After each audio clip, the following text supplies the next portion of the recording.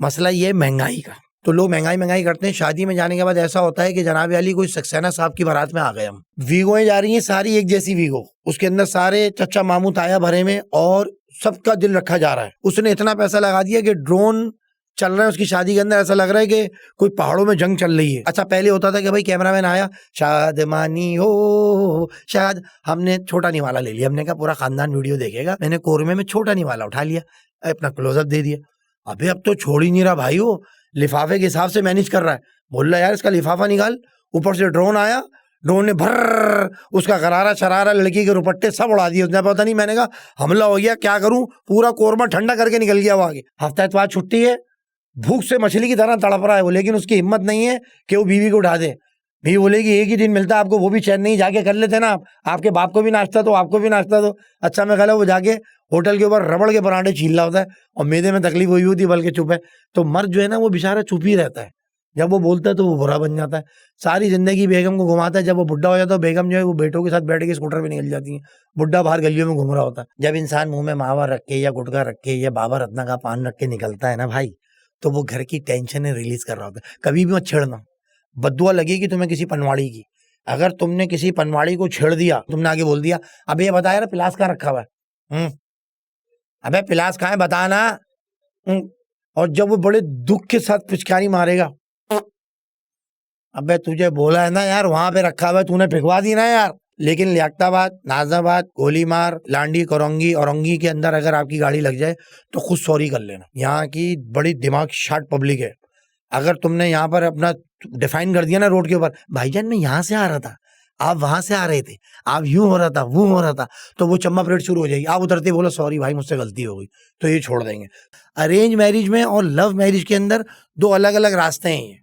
Arrange जो करेगा वो बरो जिम्मा है, वो छूट गया, जब भी कोई फटीक होगी अम्मा आप लाई थी आप देख लें। लव मैरिज जो करेगा वो अम्मा बोलेंगी भाई तू लाया है तू खुद देख ले। अब नौजवान जो है, हमारे दौर में जो मोहब्बत थी वो बड़ी मुश्किल से मिलती थी। क्यों मिलती थी भाई मुश्किल से? क्योंकि ना व्हाट्सअप था, ना फेसबुक था, ना यूट्यूब था, कुछ नहीं था। आपने खुद मेहनत करनी होती थी, 6 महीने तो आप गली के चक्कर मारते थे। लव करने के बाद उस पर मेहनत होती थी, घर बैठे व्हाट्सएप के ऊपर कहानी नहीं होती थी कि भाई आपने प्रपोज किया। 6 महीने तो वो अपनी गायों को निला के, बछड़ों को बकरीद पे वो इतना निलाता था कि बछड़ा भी पल जाता था, कि उसी गली में जाता था, बरसी खोलो बछड़ा वहीं भागता था जहां उसकी बच्ची का सेटअप है। तो हमारे दौर में जो डिवोर्स का रेशो था वो कम इसलिए था क्योंकि जब हम कैंटीन पे खड़े होते थे स्कूल के, तो लड़कियां शर्म के मारे नहीं आती थी, कहती थी भाई वो अदनान खड़ा हुआ है, ऐसा करो 2 फिलोरी और 1 रोल ला के दे दो। बच्चे आते थे, मैं ताड़ जाता था। मैंने कहा भाई तुझे किसने भेजा? कहने लगे साइंस ग्रुप की जो लड़कियां है ना उन्होंने भेजा है। हर लड़की डेंटिस्ट बन रही है आजकल भाईजान, माजरत के साथ। जो भी पूछती है भाई क्या है भाई डेंटिस्ट, क्योंकि वो सारे ससुराल के दांत टुटवाएगी और खुद ही लगाएगी। और लड़के क्या बन रहे हैं? IT। बहुत कम लड़के हैं जो फिट बचे हैं अब, वरना काम उतर चुका है उनका, कोई फिटनेस नहीं है। अगर आपको सेहत चाहिए तो आप गाड़ी भी रखें मेहरान 2-2.5 लाख रुपए तक की, जिसमें आपको कोई गौर से देखे ही नहीं। जेब में नोट हो पर गाड़ी में ना दिखे। बेगम हो जिसको आप खुद भी गौर से ना देखें तो दूसरा क्या देखेगा? वो होती है असल बेगम।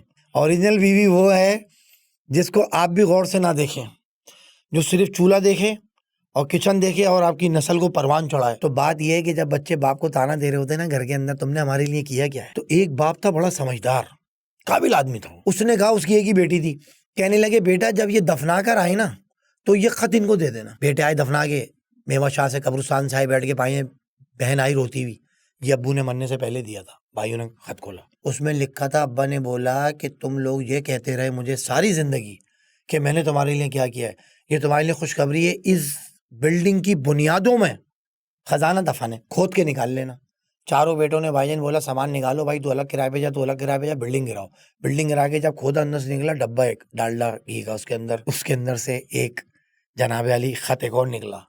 उसमें लिखा हुआ था कि अगर मैंने तुम लोगों के लिए कुछ भी नहीं किया तो तुम ऐसा करो, ये 3 मंजिला बिल्डिंग दोबारा बना लो। अब्बा ने जाते जाते बेघर कर दिया, चारों लौंडे किराए पे पड़े में, आज तक घर ही नहीं बनाया उन्होंने। क्या सियाना अब्बा था यार। तो कभी भी बाप से पंगा नहीं लेना, बाप बाप होता है, गब्बर गब्बर होता है भाईजान।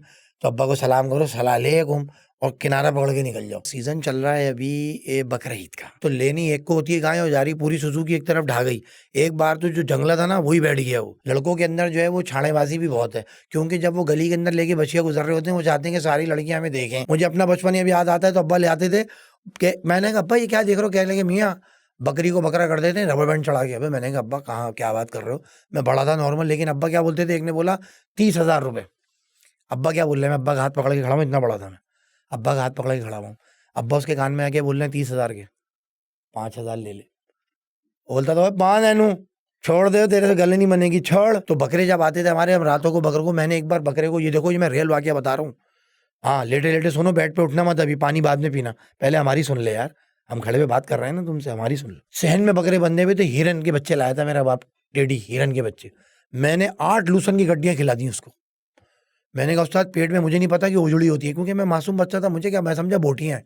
मैंने कहा जब ये ज़िबा होगा तो हमारे अब्बा खुश होंगे भाई इतना, क्योंकि हमारे अब्बा ना कांटे पे तोल लेते थे कभी कभार कि भाई बकरा कितने वजन का था ये। तो मैंने कहा यार ये बोटियां हैं, मुझे क्या पता कि इसकी उजड़ी है अंदर। वो बैठा हुआ बकरा, मैं ज़बरदस्ती उसके गलफड़े में उंगली डाल के ना लूसन ठुसा जा रहा हूँ, और लूसन के बाद मैंने उसको पिला दिया 1 बाल्टी पानी। अबे जब अब्बा सो के उठे, मरकरी बनियान पहन के, आंखें लाल, अब्बा की सुल्तान रही, और अब्बा ने देखा पेट बकरे का। अब्बा ने जब उसको उठाने की कोशिश करी, बकरा अगली टांगों पे जा रहा है, पिछली उठ ही नहीं रही। अबे अब्बा ने कहा क्या कर दिया तूने, मैंने कहा भाई खाना खिलाया था उसको, दिया चमाट अब्बा ने वहीं।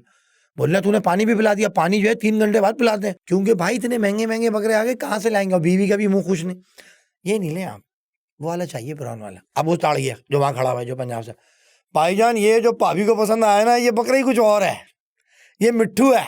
भाई अगर ये मिट्ठू है, तूने घर में पाला, इसको मोहब्बत से कलाकंद खिलाई है, कुल्फी खिलाई है, तू कह रहा है मिठाइयाँ खिलाई हैं, तो भाई तेरी भी तो, तुम भी तो मुसलमान हो, तुम पे भी वाजिब है, तुम छुरी फेर दो ना मिट्ठू पे। हमें क्यों बेच रहे हो तुम ये मिट्ठू इतना महंगा, हमारी बेगम ने बोल दिया तो तुम बोल रहे मिट्ठू।